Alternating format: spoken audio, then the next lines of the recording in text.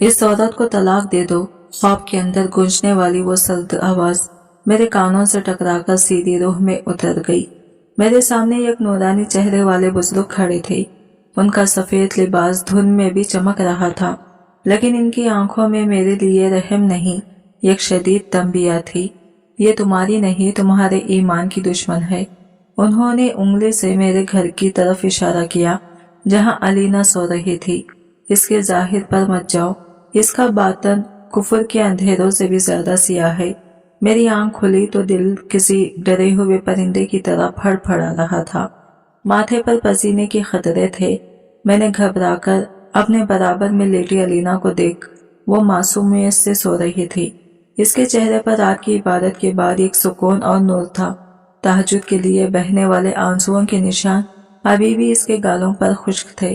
ये चेहरा किसी दुश्मन का हो सकता था, ये चेहरा ईमान का दुश्मन हो सकता था। नहीं, ये मेरा वहम है। मैंने खुद को तसल्ली दी, ये पहला मौका नहीं था। पिछले 1 महीने से यह ख्वाब मुझे मुसलसल अपनी गिरफ्त में लिए हुए था। हर बार वही बुजुर्ग, वही अल्फाज और वही के खौफ। अलीना मेरी बीवी थी। 6 माह पहले ही हमारी शादी हुई थी और इन 6 महीनों में इसने मुझे अपना गिरवेदा बना लिया था। 5 वक्त की नमाज, तहज्जुद की पाबंदी, मेरी और मेरी वालिदैन की ऐसी खिदमत की कि औलाद भी ना कर सके।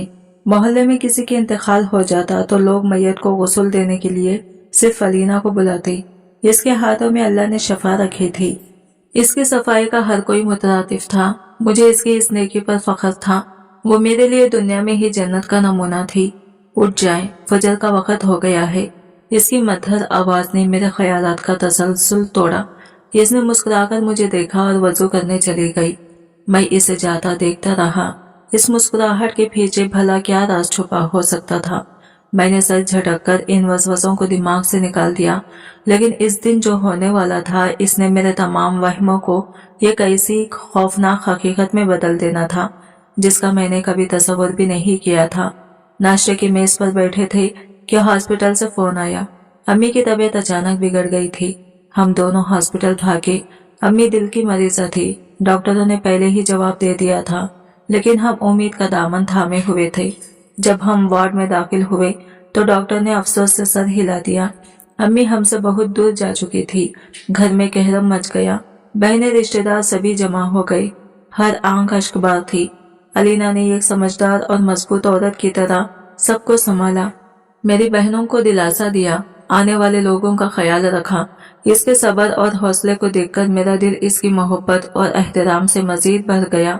मैं अम्मी को गुस्ल दे दूं, इसने मुझसे इजाजत मांगी। इसकी आंखों में भी आंसू थे, लेकिन लहजे में एक ठहराव था। हाँ, तुम ही दोगी, मैंने टूटे हुए लहजे में कहा। मेरी बड़ी बहन समीरा ने एतराज किया। अलीना, तुम अकेले कैसे करोगी, मैं और छोटी साथ आ जाते हैं। अलीना ने नरमी से इनकार कर दिया। नहीं बाजी, मुझे आदत है, मैं अकेले ही सुकून से काम करती हूँ, आप परेशान ना हो। ये इसकी पुरानी आदत थी। वो हमेशा मैयत को अकेले ही गुस्ल देती थी। कहती थी कि इस तरह इसकी तवज्जो नहीं बनती और वो अपना काम तसल्ली से करती है। मोहल्ले की औरतों को भी अब इस बात पर कोई एतराज नहीं होता था, लेकिन आज मेरी बहनों का दिल नहीं मान रहा था। पर भाभी, समीरा, इसे करने दो, मैंने मुदाखलत की। जैसे ये चाहती है करने दो, अम्मी की आखिरी रसूमात हैं, कोई बहस नहीं करो।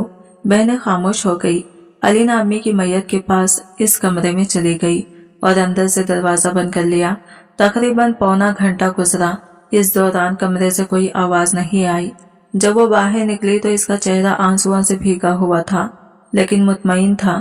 इसने अम्मी के चेहरे के गिर्द कफन कस दिया था और मैयत तदफीन के लिए तैयार भी। जनाजा उठा तो मेरा दिल भी जैसे मेरे सीने से निकल गया। हम कब्रिस्तान पहुंचे। लोगों का हुजूम था। मैंने लरसते हाथों से अम्मी को खबर में उतारा। मलहद में रखने के लिए कफन हटाया तो मेरा खून रगों में मुंजमिद हो गया। कफन थोड़ा ढीला होने की वजह से इनके चेहरे से सरक गया था, लेकिन जो मंजर मैंने देखा वो किसी भयानक ख्वाब से ज्यादा वहशतनाक था। अम्मी के खदरे खल खुले हुए मुंह से एक काले रंग का धागा बाहर लटक रहा था। वो कोई आम धागा नहीं था। वो मोटा और मजबूत लग रहा था, जैसे जूते सीने वाला धागा हो। मेरा दिमाग माऊफ हो गया। ये क्या है? ये कैसा धागा है? मेरे हाथ खुद ब खुद इस धागे की तरफ बढ़े। लोगों के शोर और रोने की आवाजें बस मंजर में गुम हो गई। मेरी सारी तवज्जो इस धागे पर थी। ख्वाब वाले बुजुर्ग की आवाज मेरे कानों में गूंजी, इसके जाहिर पर मत जाओ। मैंने कांपते हाथों से जो ही वो धागा बाहर निकाला, मेरी जान निकलने लगी, क्योंकि वो बाहर नहीं आ रहा था। ऐसा महसूस हुआ जैसे वो अंदर किसी चीज से मजबूती से सिला हुआ हो। एक झटका सा लगा और अम्मी का सर हल्का सा मेरी तरफ घूमा। मेरे हलक से एक चीख निकली जो शायद मेरे अलावा किसी ने नहीं सुनी। मेरी चीख मेरी ही हलक में घुट कर रह गई। खबर के अंदर ठंडी मिट्टी के महक में अचानक मुझे किसी अनजाने खौफ की सड़न महसूस हुई। वो धागा अभी भी मेरी उंगलियों में था और इसका दूसरा आसरा मेरी माँ के मुंह के अंदर कहीं गहराई में भी औसत था। यह कोई इत्तेफाक नहीं हो सकता था। क्या हुआ भाई? खबर के ऊपर से मेरे बहनोई ने झांक कर पूछा। इसकी आवाज मेरे किसी दूसरी दुनिया से आती हुई महसूस हुई। कुछ नहीं, मैंने हकलाते हुए कहा और जल्दी से कफन दोबारा अम्मी के चेहरे पर डाल दिया। मेरा ज़हन इस वक्त हजारों सवालात की अम जगह बन चुका था। ये धागा किसने डाला? क्यों डाला? क्या ये कोई रस्म है जिससे मैं वाकिफ नहीं, या फिर ये वही चीज है जिससे वो बुजुर्ग मुझे खबरदार कर रहे थे? मिट्टी डालो, किसी ने आवाज लगाई। नहीं रुको, मैं एकदम खबर से बाहर कूद गया। मेरी इस हरकत पर सब चौंक गए। मेरे कपड़े मिट्टी से उठ गए थे, लेकिन मुझे इसकी परवाह नहीं थी। क्या हुआ है आमिर? मेरे वालिद ने परेशानी से पूछा। ये क्या पागलपन है? अब्बू अम्मी की तदफीन अभी नहीं होगी। मेरे अल्फाज पर कब्रिस्तान में तमाम मौजूद लोग सकते में आ गए। एक नाकाबिले यकीन खामोशी छा गई। दिमाग खराब हो गया है तुम्हारा, मेरे चचा ने गुस्से से कहा। मैयत की बेहुरमती किरदार है।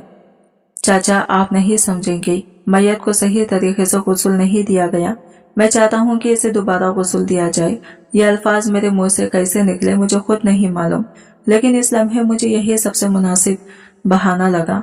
लोगों में चेमुगियां शुरू हो गई। यह कैसी बात कर रहा है? अलीना से बेहतर गुस्ल कौन दे सकता है? बेचारे का माँ के सदमे से दिमाग हल हो गया है। मैंने किसी की ना सुनी। मैंने अपनी बहनोई को इशारा किया और कांपती आवाज में कहा, फारूक भाई, आप अभी घर जाएं और समीरा बाजी और छोटी को लेकर यहाँ आए।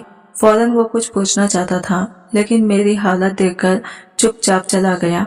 मैंने कब्रिस्तान के मौलवी साहिब से दरख्वास्त की कि वो मुझे मैयत रखने के लिए बगल वाला छोटा कमरा इस्तेमाल करने दें। मेरे शदीद इसरार और बिगड़ती हालत देखकर वो मान गए। हमने अम्मी की मैयत को दोबारा खबर से निकाला और इस कमरे में ले गए। मेरे इस फैसले पर मेरे वालिद और मुझसे सख्त नाराज थे, लेकिन मेरी आंखों में मौजूद वहशत ने इन्हें मजीद कुछ कहने से रोक दिया था। थोड़ी देर में मेरी दोनों बहनें बुरखे में लपटी रोती हुई कब्रिस्तान पहुंची। इनके चेहरे सवालिया निशान बने हुए थे। मैं इन्हें और अम्मी की मैयत को कमरे में ले गया और अंदर से कुंडी लगा दी। भाई, ये सब क्या है? आपने अम्मी की तदफीन क्यों रुकवाई? लोग क्या कहेंगे? समीरा बाजी ने रोते हुए कहा। मैंने कोई जवाब देने के बजाय लरसते हाथों से अम्मी के चेहरे से कफन हटाया। वो काला धागा अभी भी वही था। ये क्या है? छोटी बहन सादिया ने खौफजदा होकर पूछा। मैं यही जानना चाहता हूँ, मैंने कहा। जब मैंने इसे खींचने की कोशिश की तो ये बाहर नहीं आया। ऐसा लगा जैसे अंदर कुछ सिया हुआ है। समीरा बाजी ने हिम्मत की। वो हमेशा से सब में ज्यादा दिलेर भी। इसने धागे को गौर से देखा और फिर मेरी तरफ। इसकी आंखों में एक नाकाबिले बयान खौफ था। भाई, भाभी ने गुस्ल के वक्त किसी को अंदर आने की नहीं दिया था। कफन हटाओ, मैंने खुश्क लहजे में हुक्म दिया। नहीं भाई, ये गुनाह है, सादिया ने कांपते हुए कहा। सबसे बड़ा गुनाह वो है जो हमारी माँ के साथ हो चुका है, समीरा ने गुस्से से कहा और आगे बढ़कर अम्मी के जिस्म से कफन हटाना शुरू कर दिया। मैंने और सादिया ने भी इसका साथ दिया। जैसे ही कफन पूरी तरह हटा, हम तीनों की चीखें एक साथ बुलंद हुई। वो मंजर क़यामत से कम नहीं था। हमारी माँ का सारा जिस्म गर्दन से लेकर पेट तक जग से बेदर्दी से सिया हुआ था। वो टांके किसी माहिर सर्जन के नहीं थे, बल्कि किसी खसाई की तरह लगाए गए थे। काले मोटे धागे से जिनको बेरहमी से एक दूसरे के साथ जोड़ा गया था। इनमें से एक टांका शायद ढीला रह गया था और इसी का धागा मुंह तक पहुंच गया था। मेरी बहनें ज़ारो खता रोने लगी।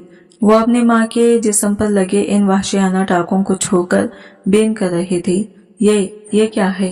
इस चुड़ैल ने हमारी माँ के साथ, समीरा ने दीवार में सर मारते कहा। मैं तो पहले ही कहती थी ये औरत ठीक नहीं है। मेरा दिमाग सुन्न हो चुका था। मोहब्बत, एतबार, इज्जत, अलीना के लिए मेरे दिल में मौजूद हर जज्बा इस एक लम्हे में नफरत और वहशत में बदल गया। मैं इससे बेपनाह मोहब्बत करता था, लेकिन इतनी भी नहीं कि अपनी माँ के साथ हुई इस दरिंदगी को नजरअंदाज कर दूं। मैंने जेब से फोन निकाला, मेरे हाथ बुरी तरह कांप रहे थे। किसे फोन कर रहे हैं भाई? सादिया ने पूछा। पुलिस को, मैंने कहा और 15 पर कॉल कर दी। इस एक लम्हे में मैंने अपने 6 माह की मोहब्बत भरी शादीशुदा जिंदगी को अपने ही हाथों से जहन्नम की आग में झोंक दिया था। लेकिन मेरी माँ के जिस्म पर लगे वो टांके इस बात का सबूत थे कि मैं जिस औरत को जन्नत समझ रहा था वो दरअसल जहन्नम का दरवाजा थी। पुलिस की गाड़ी का सायरन जब कब्रिस्तान के सुकूत को चीरता हुआ करीब आया तो बाहर खड़े रिश्तेदारों और मोहल्ले वालों में खलबली मच गई। किसी को समझ नहीं आ रहा था कि एक तदफीन के मामले में पुलिस का क्या काम। मेरे वालिद और चचा शर्मिंदगी और गुस्से से लाल भूरे हो रहे थे। 2 पुलिस वाले कमरे में दाखिल हुए तो अंदर का मंजर देखकर वो भी एक लम्हे के लिए ठिठक गई। एक मैयत, इसके जिस्म पर लगे बेरहम टाके और 3 बहन भाई जो सदमे की हालत में इसके गिरते बैठे थे। ये सब क्या है? इंस्पेक्टर ने अपनी भारी आवाज में पूछा। मैंने टूटी फूटी जबान में सारा माजरा बयान कर दिया। ख्वाब वाली बात मैंने छुपा ली क्योंकि कोई भी इस पर यकीन न करता। मैंने सिर्फ धागे की नजर आने और फिर कफन हटाकर टांके देखिए की बात बताई। इंस्पेक्टर ने लाश का मुआयना किया और फौरन अपने आला अफसरान को मुताला किया। जल्द ही कब्रिस्तान एक क्राइम सीन में तब्दील हो गया। ये कुसूल किसने दिया था? इंस्पेक्टर ने मुझसे पूछा। मेरी बीवी अलीना ने। मैंने नफरत से जवाब दिया, इसे गिरफ्तार करना पड़ेगा। ये सुनकर मेरे पैरों तले से जमीन निकल गई।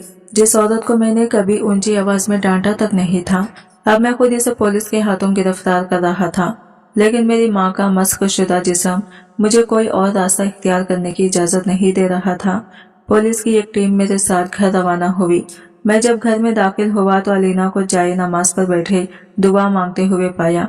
वो पुलिस वालों को देखकर एक लम्हे के लिए चौंकी, लेकिन इसके चेहरे पर कोई खास घबराहट नहीं थी।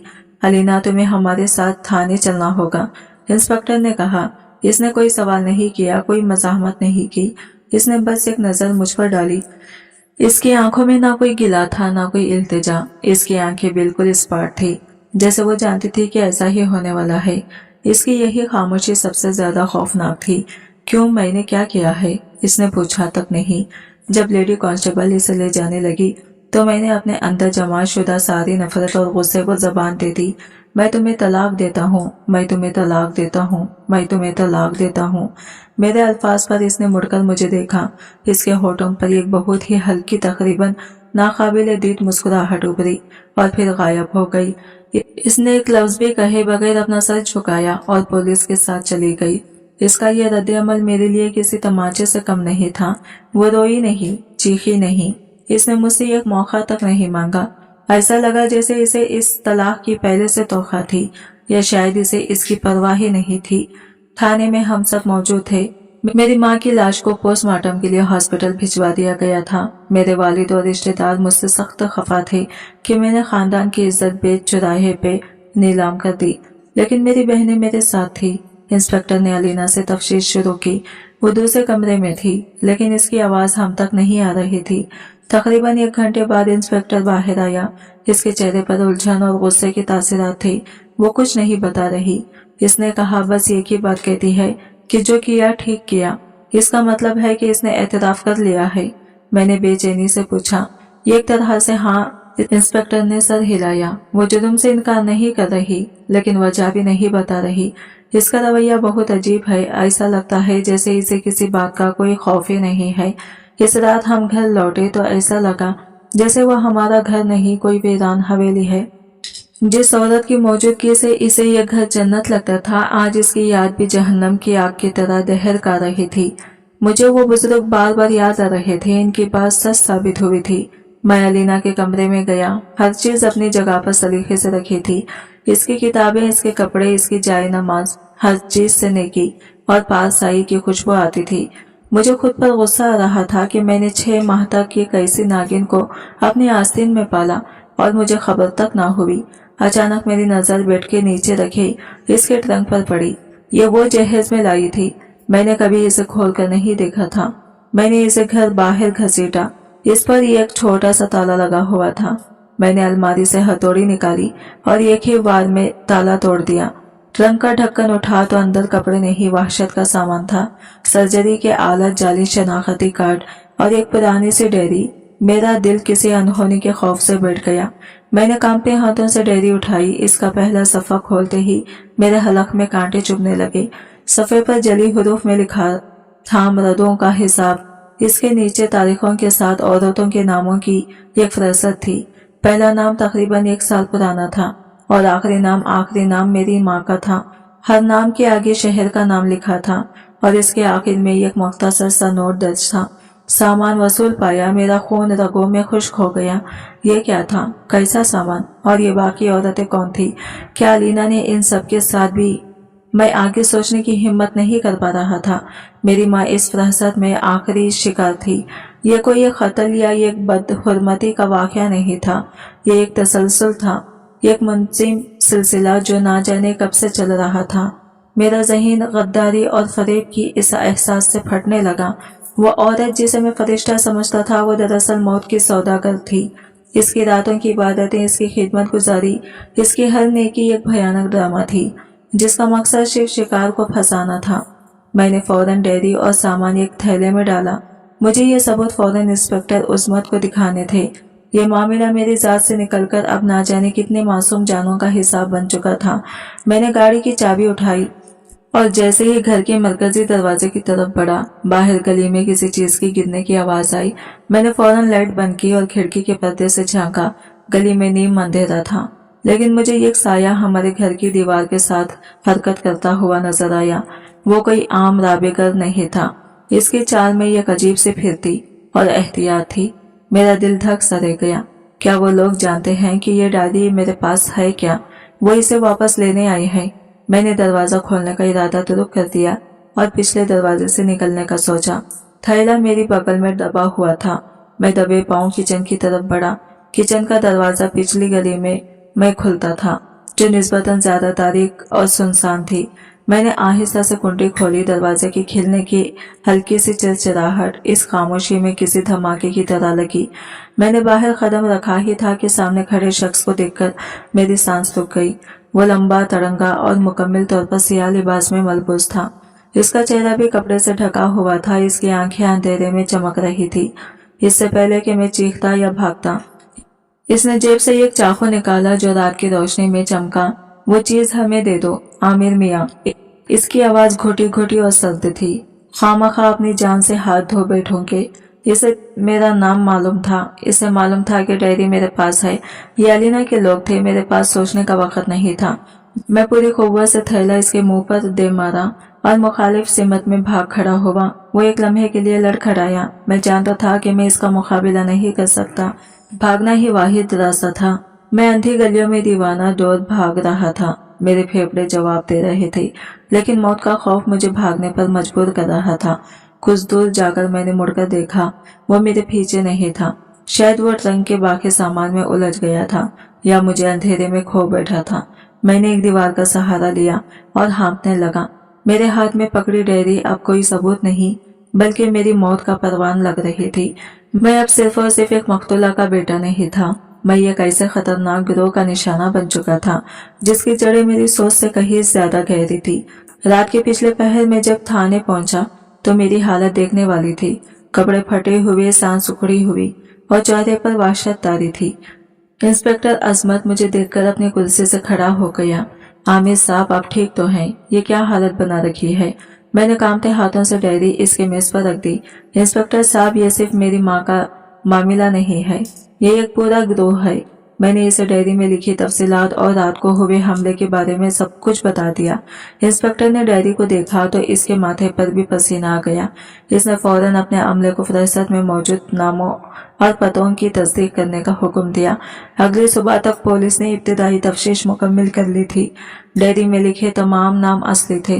वो सब औरतें थीं जो पिछले 1 साल में पंजाब की मुख्तलिफ छोटे शहरों और कस्बों में फौत हुई थी। हर मौत तबीयत करार दी गई थी और हर मामले में एक चीज मुश्तरक थी। एक निहायत नेक और पासा औरत ने आखिरी वक्त में उनकर मैयत को गुस्ल देने की जिम्मेदारी संभाली थी और फिर कुछ दिन बाद खामोशी से इस इलाके से गायब हो गई थी। हर जगह इसका हुलिया और किरदार वही था जो अलीना का था, लेकिन नाम मुख्तलिफ थे। ये तो एक मुंजिम नेटवर्क है। इंस्पेक्टर अजमत ने सर पकड़ लिया। ये औरतें करती क्या थी? इन लाशों के साथ मकसद क्या था? इसी दौरान मेरी माँ की इब्तिदाई पोस्टमार्टम रिपोर्ट आ गई। रिपोर्ट ने मामले को मजीद उलझा दिया। मौत की वजह दिल का दौरा ही थी, लेकिन डॉक्टर ने लिखा था कि मौत के बाद जिस्म के साथ बड़े पैमाने पर जराही की गई है। अंदरूनी आज़ा में गैर मामूली रद्दोबदल और टिश्यूज की गैर मौजूदगी पाई गई है, जिसकी नवीद फौरी तौर पर समझ से बलातर है। यह रिपोर्ट किसी नतीजे पर पहुंचने के बजाय मजीद सवालात खड़े कर रही थी। टिश्यूज की गैर मौजूदगी, इसका क्या मतलब था? अभी हम इसी उलझन में थे कि थाने में एक महंगी गाड़ी आकर रुकी और इसमें से एक सूट बूट पहने, महंगा चश्मा लगाए एक शख्स बरामद हुआ। वो सीधा इंस्पेक्टर के दफ्तर में दाखिल हुआ। मैं बैरिस्टर शहजाद हूँ। मैं अलीना आमिर की नुमाइंदगी कर रहा हूँ। इसकी आवाज में बला का एतमाद और रुआनत थी। हम सब इसे देखकर हैरान रह गए। अलीना, जिसका इस दुनिया में मेरे अलावा कोई नहीं था, इसके लिए शहर का सबसे महंगा वकील कहाँ से आ गया? मेरी मौकिला को गैर कानूनी तौर पर हिरासत में रखा गया है। इनके खिलाफ आपके पास कोई सबूत नहीं है, सिवाय एक बेटे के इल्जामात के, जो अपनी माँ की मौत के सदमे में इनकी जमानत के लिए दरख्वास्त दे रहा हूँ। सबूत ये डायरी है। इंस्पेक्टर ने डायरी आगे बढ़ाई। बैरिस्टर शहजाद ने डायरी को ऐसे देखा जैसे वो कोई रद्दी का टुकड़ा हो। ये गुमनाम डायरी जिस पर ना कोई नाम है, ना कोई दस्तखत। ये अदालत में एक मिनट भी नहीं टिक सकेगी। इस वकील के आमिर ने यह वाजा कर दिया था कि अलीना अकेली नहीं थी। इसके पीछे कोई बहुत ताकतवर और दौलतमंद गिरोह था जो इसे बचाने के लिए हर हद तक जा सकता था। मैंने गुस्से से कहा, तुम ये कातिल को बचा रहे हो? बैरिस्टर शहजाद मेरी तरफ मुड़ा और मुस्कुराकर बोला, जनाब आमिर, कातिल वो होता है जो जान लेता है। आपकी बीवी तो मर्दों को वसूल देती है, जिंदों को नहीं। आप बहुत बड़ी गलतफहमी का शिकार हैं और इसकी कीमत आपको चुकानी पड़ सकती है। इसकी खुली धमकी मेरे सीने में तीर की तरह लगी। मैं समझ गया कि मेरी जंग सिर्फ एक औरत से नहीं, बल्कि ये कैसी अनदेखी ताकत से है जिसके हाथ कानून से भी लंबे थे। फ्रस्ट्रेशन और बेबसी के आलम में मैंने खुद कुछ करने का फैसला किया। मैं इस डायरी में लिखे एक नाम रजिया बीबी, जो मेरे शहर के करीब एक हिस्से की थी, उनके घर वालों से खुद मिलने का फैसला किया। शायद वो मुझे कुछ बता सके जो पुलिस नहीं जानती। मैं थाने से निकला और इस अनजाने सफर पर रवाना हो गया, ये जाने बगैर कि मैं खुद को एक और खौफनाक जाल में फंसाने जा रहा था। हिस्से का माहौल खामोश और उदास था। रजिया बीबी का घर ढूंढने में मुझे ज्यादा वक्त नहीं हुई। एक छोटा सा पुराना मकान जिस पर अभी तक मौत की अवसरदगी छाई हुई थी। दरवाजा एक उधेड़ उम्र शख्स ने खोला, जिसकी आंखें रो रो कर सूजी हुई थी। वो रजिया बीबी का बेटा था। मेरा मुतारफ करवाना और अपनी माँ के साथ पेश आए वाकये का जिक्र करने पर वो पहले तो मुझ पर शक करने लगा, लेकिन जब मैंने डायरी में इसकी माँ का नाम दिखाया और सामान वसूल पाया की तहरीर पढ़ाई, तो इसका रंग फिक हो गया। एक औरत आई थी, इसने लरजती आवाज में बताया, बिल्कुल वैसा ही हुलिया जैसा आप बता रहे हैं। खुद को बेसहारा और मुसाफिर कहती थी। मेरी माँ ने इसे तरस खाकर घर में पनाह दी। वो इतनी खिदमत करती थी कि हम सब इसके गिरवेदा हो गई। जब माँ का इंतकाल हुआ तो इसी ने सब कुछ संभाला, हमें तो जैसे कुछ करने ही नहीं दिया। इसने भी अकेले में ही कुसूल दिया था। कहती थी कि पर्दे का मामला है। इसकी कहानी हुरुबा मेरी कहानी जैसी थी। एक ही तरीका व इरादत, एक ही किरदार। क्या तुम्हें किसी चीज पर शक हुआ? मैंने पूछा। इसने एक लम्हा सोचा और फिर जो बताया, इसने मेरे पैरों तले से जमीन खींच ली। शक तो नहीं हुआ, लेकिन एक बात अजीब थी। तदफीन के 2 दिन बाद जब हम खबर पर फातिहा पढ़ने लगे तो खबर की मिट्टी एक तरफ से थोड़ी ढसी हुई थी और एक जगह पर ताजा खुदाई के निशान थे। हमने सोचा शायद कोई जानवर होगा, इसलिए मिट्टी बराबर कर दी। मेरा दिमाग सुन्न हो गया। क्या ये लोग तदफीन के बाद भी लाशों को नहीं बख्शते? क्या वो खबरों को खोदकर आगे सोचना भी नहीं चाहता था? इस गिरोह की वहशत मेरी हर सोच से बिलातर थी। मैं इस खानदान से ताज़ियत करके वापस अपनी गाड़ी की तरफ बढ़ा तो मुझे एहसास हुआ कि गले के कोने पर खड़ी एक काली गाड़ी में बैठा शख्स मुसलसल मुझे घूर रहा है। जैसे ही मैंने गाड़ी स्टार्ट की, वो गाड़ी भी मेरे पीछे लग गई। मेरा शक यकीन में बदल गया। ये वही लोग थे, वो मेरा पीछा कर रहे थे। मैंने गाड़ी की रफ्तार बढ़ा दी, वो भी तेज हो गई। कस्बे की तंग गलियों से निकलकर हम हाईवे पर आ गए। अब ये एक बाकायदा ताक़ुब था, वो मेरी गाड़ी को सड़क से उतारने की कोशिश कर रहे थे। मैंने गाड़ी को दीवानावार भगाया। यह खतरनाक मोड़ पर मैंने अचानक गाड़ी कच्चे रास्ते पर उतार दी और धूल के बादल में गायब हो गया। वो सीधा निकल गए और मैंने मौका पाकर गाड़ी वापस शहर की तरफ मोड़ दी। मैं बुरी तरह हाँफ रहा था। मौत मेरे बहुत करीब से गुजर गई थी। ये लोग मुझे जिंदा नहीं छोड़ेंगे। जैसे ही मैं शहर की हुदूद में दाखिल हुआ, इंस्पेक्टर अजमत की कॉल आई। इसकी आवाज में शदीद परेशानी थी। आमिर साहब, एक बहुत बड़ी गड़बड़ हो गई है। क्या हुआ? मैंने धड़कते दिल से पूछा। बैरिस्टर शहजाद ने अलीना की जमानत के लिए एक ऐसी चीज पेश की है जिसने सारा केस उलट दिया है। इसने सबूत पेश किए हैं कि डायरी में लिखे पहले 2 नामों की तारीख हर अलीना लाहौर में एक रफाई इदारे में काम कर रही थी और वहां इसकी हाजिरी के पक्के सबूत मौजूद हैं। दर्जनों गवाह हैं जो इसे पहचानते हैं। मैं सन्नाटे में आ गया। ये कैसे हो सकता है? मैं खुद हैरान हुआ। या तो ये डायरी झूठी है, या फिर इंस्पेक्टर ने एक लम्हे के लिए तौक़ुफ़ किया, या फिर यह काम करने वाली सिर्फ एक औरत नहीं है। यह ख्याल किसी बिजली के झटके की तरह मेरे पूरे वजूद में दौड़ गया। अगर अलीना इन तारीखों पर लाहौर में थी, तो इन दूसरे शहरों में लाशों को गुस्ल देने वाली औरत कौन थी, जिसका हुलिया, जिसकी बातें, जिसका तरीका विरादत बिल्कुल अलीना जैसा था। मैंने फोन पर अपनी बीवी की तस्वीर निकाली। वही मासूम चेहरा, वही नेक सूरत। क्या ये मुमकिन है कि इस जैसी और भी औरतें हों? एक ही चेहरे वाले भूत जो मौत के बाद अपना खेल खेलते हैं। मैं सिर्फ एक मुजरिम से नहीं लड़ रहा था, मैं एक ऐसी फौज से लड़ रहा था जिसका हर सिपाही एक ही चेहरा रखता था। मेरा सर चकरा रहा था। मैंने गाड़ी सड़क किनारे रोकी। इसी वक्त मेरा फोन दोबारा बजा। एक अनजाना नंबर था। मैंने कॉल उठाई। दूसरी तरफ से एक मशीनी गैर इंसानी आवाज उभरी, जैसे किसी ने अपनी आवाज बदल रखी हो। बहुत शौक है ना तुम्हें खबरें खोदने का? आमिर आवाज में जहर भरी ठंडक थी। अब बाज आ जाओ, वरना अगली लाश जिसे उसूल दिया जाएगा वो तुम्हारी किसी बहन की होगी। फोन कट गया। धमकी इतनी वाजावार, इतनी करीब थी कि एक लम्हे के लिए मेरी टांगों ने मेरा बोझ उठाने से इनकार कर दिया। धमकी का जहर मेरे पूरे वजूद में फैल चुका था।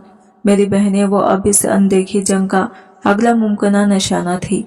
इस गिरोह ने मुझे मेरी सबसे कमजोर जगह से पकड़ लिया था।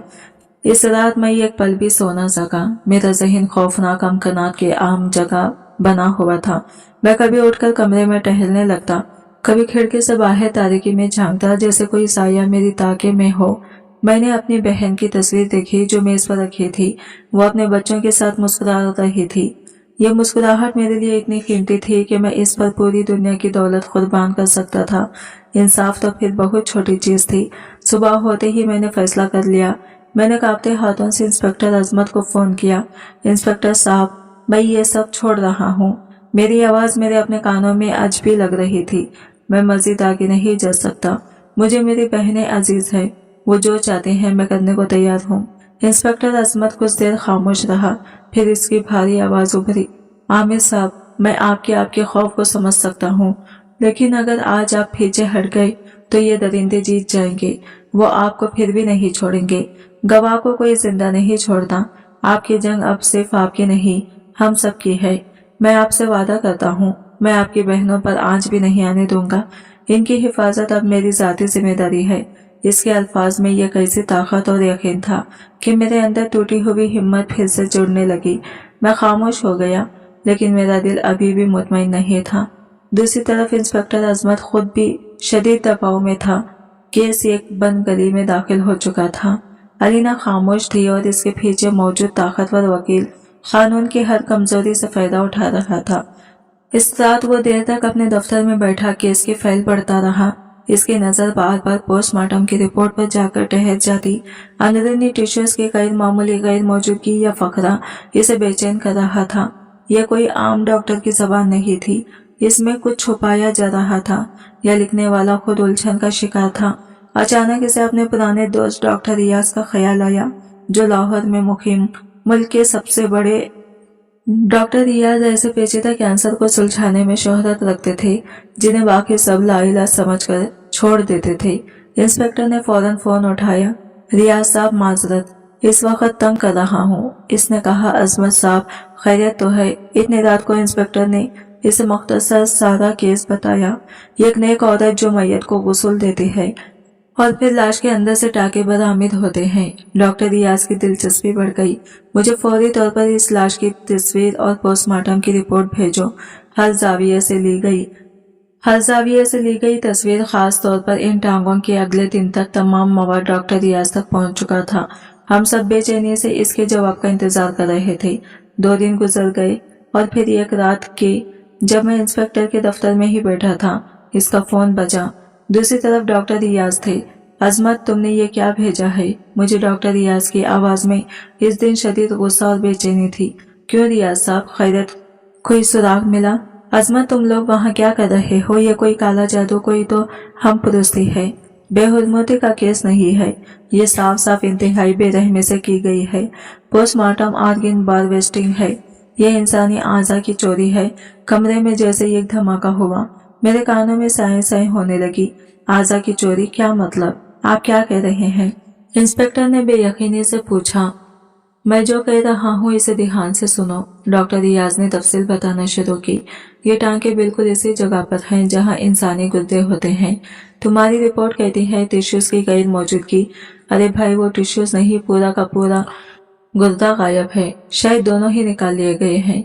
गुर्दे वो वाहिद अज़ू हैं जिन्हें मौत के कुछ घंटों बाद तक भी कामयाबी से निकाला जा सकता है। यह काम किसी माहिर सर्जन का नहीं, लेकिन करने वाले को इंसानी एनाटॉमी का पूरा इल्म है। यह किसी खसाई का काम है, लेकिन एक पढ़े लिखे खसाई का।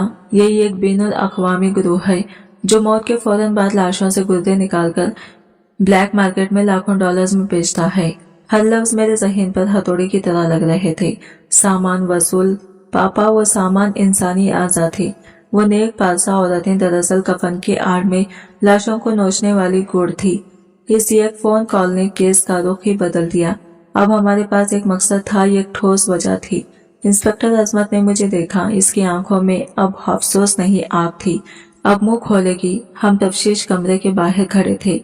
एक तरफा शीशे के पार अलीना को देख रहे थे। वो अभी भी इसी तरह पुरसुकून बैठी थी। इंस्पेक्टर अजमत अंदर दाखिल हुआ। इस बार इसके हाथ में फाइल नहीं बल्कि मुख्तलिफ लाशों की तस्वीर थी। इसने तस्वीर मेज पर अलीना के सामने बिखेर दी। ये रे, बीबी है सियालकोट से, ये आमना खातून गुजरात से। इन सब में एक चीज मुश्तरक से, अलीना इन सब के जिस्म पर बिल्कुल एक ही जैसे टांके थे। अलीना खामोश रही। जानती हो अमेरिका में ये किडनी ट्रांसप्लांट कितने का होता है? 2 लाख डॉलर। तुम्हारा सामान बहुत कीमती है। अलीना ने पहली बार चौंक कर इंस्पेक्टर की आंखों में देखा। इसे अंदाजा हो गया था कि इसका राज अब राज नहीं रहा। इंस्पेक्टर ने आखिरी बार किया। हमें सब मालूम हो गया है। तुम गुस्ल नहीं देती थी, तुम लाशों का सौदा करती थी। अलीना चंद लम्हों खामोश रही। इसकी नजरें मेज पर पड़ी, तस्वीर पर जमी थी। फिर इसने एक नजर एक तरफा शीशे की तरफ डाली, ठीक इस जगह जहां मैं खड़ा था। इसके लबों पर एक बहुत ही हल्की जहरीली और ठंडी मुस्कुराहट नमूदार हुई। तो आखिरकार तुम लोगों की अकल काम कर ही गई। इसने इंतहाई पुरसुकून लहजे में कहा। हाँ, मैं यही करती हूँ। इसका इतराफ किसी गोली की तरह मेरे वजूद को चीरता हुआ गुजर गया। शीशे के इस पार खड़ी वो औरत मेरी बीवी नहीं थी, वो एक अफरियत थी। इसके एतराफ के बाद तफ्तीशी कमरे में जो खामोशी छाई वो बाहर के शोर से ज्यादा भयानक थी। अलीना ऐसे बैठी थी जैसे इसने कोई मामूली चोरी का एतराफ किया हो, न कि इंसानियत को शर्मा देने वाले जुर्म का। इसकी आंखों में पछतावे की जगह एक अजीब सी ठंडक थी, जैसे वो इस सारे अमल से लुत्फ अंदोज होती हो।